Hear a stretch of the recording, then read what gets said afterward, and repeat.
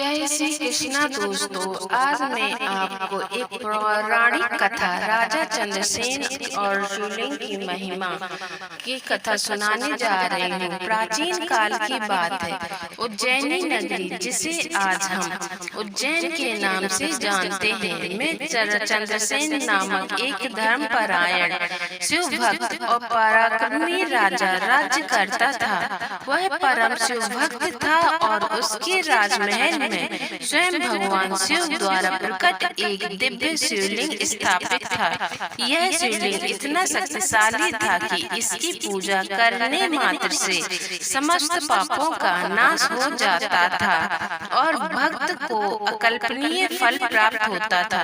राजा चंद्रसेन का तप और श्रद्धा। राजा चंद्रसेन प्रतिदिन प्रातः काल ब्रह्म मुहूर्त में उठकर स्नान करता, फिर मंत्रों से शिवलिंग का पूजन करता और घंटों तक ध्यान में लीन रहता। उसकी भक्ति इतनी प्रगाढ़ थी कि उसे संसार की मोह माया, वैभव और सुख सुविधाओं में कोई रुचि नहीं थी। वह अपनी प्रजा को भी सच्चे धर्म पर चलने की प्रेरणा देता था। एक बार राजा की शिव भक्ति और शिवलिंग की दिव्यता की चर्चा दूर दूर तक राज्यों तक फैल गई। कई पड़ोसी राज्य जो ईर्ष्यालु और अहंकारी थे, यह सुनकर चकित हो गए और सोचने लगे, यदि यह शिवलिंग इतना शक्तिशाली है तो हमें भी उसे प्राप्त करना चाहिए या कम से कम राजा चंद्रसेन से छीन लेना चाहिए। उन राजाओं ने षड्यंत्र और युद्ध की योजना बनाई। राजा रिपुदमन और राजा सिंधुज ने मिलकर योजना बनाई कि वे उज्जैनी पर आक्रमण कर देंगे और उस दिव्य शिवलिंग को अपने राज में ले जाएंगे। उन्होंने बड़ी सेना तैयार की और उज्जैनी की सीमाओं तक पहुंच गए। राजा चंद्रसेन को जब यह समाचार मिला तो वह तनिक भी भयभीत नहीं हुआ। उसने शिवलिंग के सम्मुख नतमस्तक होकर, हे महादेव, यह शिवलिंग आपकी कृपा का प्रतीक है। यह मेरे राज्य की आत्मा है। आपकी रक्षा करें। मैं तो बस आपका सेवक हूँ। एक ब्राह्मण और बालक की भक्ति। बालक यह उसी समय उज्जैनी में श्राद्ध पर्व चल रहा था। एक गरीब ब्राह्मण परिवार का बालक, जिसका नाम श्रीकंठ था, नगर की गलियों से गुजरते हुए राजा महल तक पहुंच गया। जब उसने राजा के शिवलिंग की पूजा करते देखा तो वह मंत्रमुग्ध हो गया। उसने पूछा, महाराज, क्या मैं भी इस शिवलिंग के दर्शन कर सकता हूँ?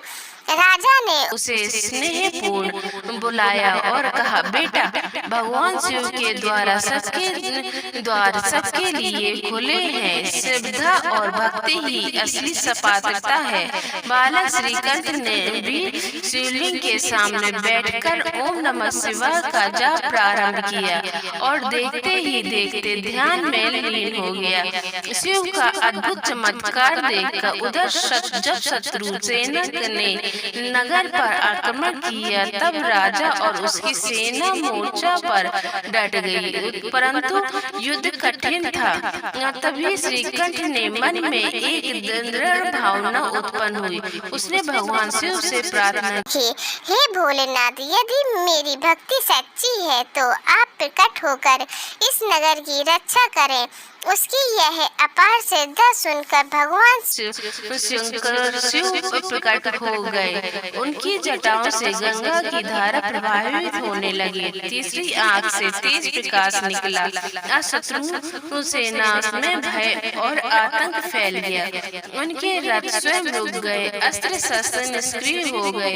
शिव की कृपा और शत्रु का पराजय। भगवान शिव के तेज से अंधकार छा गया और आकाशवाणी हुई, जो भक्त सच्चे हृदय से मेरी पूजा करता है, उसकी रक्षा स्वयं मैं करता हूँ। यह शिवलिंग उज्जैनी का रक्षक है, इसे कोई छीन नहीं सकता। यह सुनते ही शत्रु राजा भयभीत होकर भाग गए और उज्जैनी को छोड़ दिया।